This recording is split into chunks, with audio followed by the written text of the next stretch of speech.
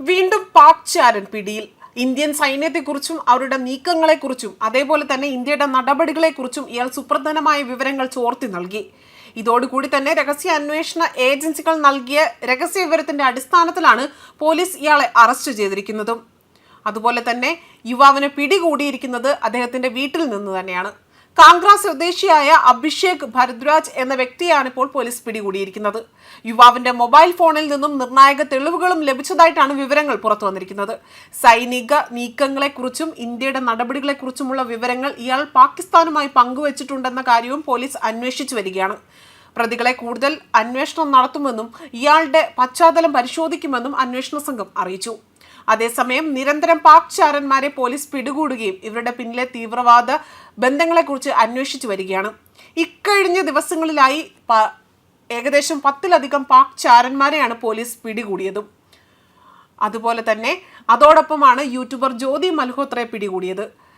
അതേസമയം കഴിഞ്ഞ ദിവസം പാകിസ്ഥാന് വേണ്ടി ചാരപ്പണി നടത്തിയ CRPF ജവാനെ ദേശീയ അന്വേഷണ ഏജൻസി അറസ്റ്റ് ചെയ്തിരുന്നു. പാകിസ്ഥാൻ രഹസ്യ അന്വേഷണ ഉദ്യോഗസ്ഥർക്ക് തന്ത്രപ്രധാനമായ വിവരങ്ങൾ പങ്കുവച്ചതാണ് ഇയാൾ അറസ്റ്റ് നടപടിയിലേക്ക് നയിച്ചതും.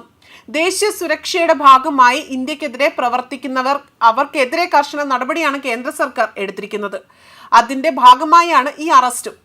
കുറ്റാരോപിതരായ മോത്തിറാം ജാട്ട് ചാരവൃത്തിയിൽ സജീവമായി തന്നെ ഏർപ്പെട്ടതായും അന്വേഷണ ഏജൻസി കണ്ടെത്തുകയും ചെയ്തു.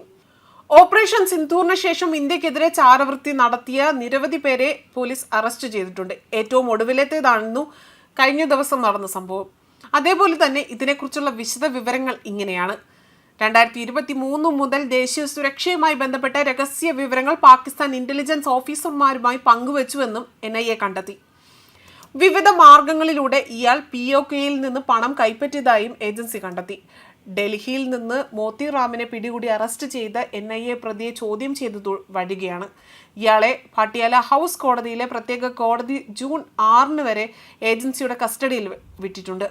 അതേസമയം സമീപകാലത്ത് രാജ്യത്ത് പാകിസ്ഥാൻ ചാരന്മാരെ പിടികൂടിയ നിരവധി കേസുകൾ പുറത്തു വന്നിട്ടുണ്ട്. ചാരവൃത്തി ആരോപിച്ചുകൊണ്ട് നിരവധി പേരെ ഇതുവരെ അറസ്റ്റ് ചെയ്യുകയും ചെയ്തു. പാകിസ്ഥാന് വേണ്ടി ചാരവൃത്തി നടത്തിയെന്നാരോപിച്ച് ഹരിയാനയിലെ ഹിസാറിൽ നിന്നുള്ള യൂട്യൂബർ ജ്യോതി മൽഹോത്രയും അറസ്റ്റ് ചെയ്തു. ഹരിയാനയിലെ ഹിസാർ ജില്ലയിൽ നിന്നുള്ള ഒരു ഇന്ത്യൻ യൂട്യൂബറും ട്രാവൽ ബ്ലോഗറുമാണ് Jyoti Malhotra. Travel with Jo എന്ന യൂട്യൂബ് ചാനലിലൂടെ തന്നെ അവർ യാത്രാ വ്ലോഗുകൾ സൃഷ്ടിക്കുകയും സോഷ്യൽ മീഡിയയിൽ വളരെ സജീവമായി നിൽക്കുന്ന ഒരു വ്യക്തി കൂടിയായിരുന്നു. ഇവർ പാക് ചാര സംഘടനയായ ISIക്ക് വേണ്ടി രാജ്യത്തിന്റെ നിരവധി രഹസ്യ വിവരങ്ങൾ കൈമാറിയതായിട്ടാണ് വിവരം പുറത്തു വന്നത്. അതേസമയം പഞ്ചാബിലും ഉത്തർപ്രദേശിലും ചാര ശൃംഖല തകർന്നിട്ടുണ്ട്.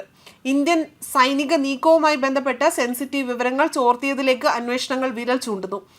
പഹൽഗാമിലെ ഭീകരാക്രമണത്തോടെ കൂടി തന്നെ പാകിസ്ഥാൻ പാക് അധിനിവേശ കാശ്മീർ എന്നിവിടങ്ങളിലെ തീവ്രവാദികളെയും അവരുടെ ക്യാമ്പുകളെയും ഇല്ലാതാക്കാൻ ഓപ്പറേഷൻ സിന്ദൂർ ആരംഭിക്കാൻ ഇന്ത്യ നിർബന്ധമായതിനെ തുടർന്നുകൊണ്ട് ഇന്ത്യയും അയൽ രാജ്യമായ പാകിസ്ഥാനും തമ്മിലുള്ള സംഘർഷം രൂക്ഷമാവുകയാണ് ഉണ്ടായത്. കൂടാതെ തന്നെ ചാരവൃത്തിയിൽ പിടികൂടുന്നവർക്കെതിരെ തന്നെ കനത്ത നടപടിയാണ് എടുത്തിരിക്കുന്നത്. അതുപോലെ കഴിഞ്ഞ ദിവസം പിടികൂടിയവർക്കെതിരെ 1923 ഔദ്യോഗിക രഹസ്യ നിയമത്തിലെ സെക്ഷൻ 3(5), ഭാരതീയ ന്യായ സംഹിത സെക്ഷൻ 152 എന്നിവ പ്രകാരമാണ് അവർക്കെതിരെ കുറ്റം ചുമത്തിയിരിക്കുന്നതും. ഔദ്യോഗിക രഹസ്യ നിയമപ്രകാരം ചാരവൃത്തി വളരെ കുറ്റകരമായ കാര്യമാണ്. കുറ്റകൃത്യത്തിന്റെ ഗൗരവം അനുസരിച്ച് ലംഘനങ്ങൾക്ക് 3 വർഷം മുതൽ ജീവപര്യന്തം വരെ തടവും ശിക്ഷയും ലഭിച്ചേക്കാം. ന്യൂസ് ഡെസ്ക് കർമ്മ ന്യൂസ്.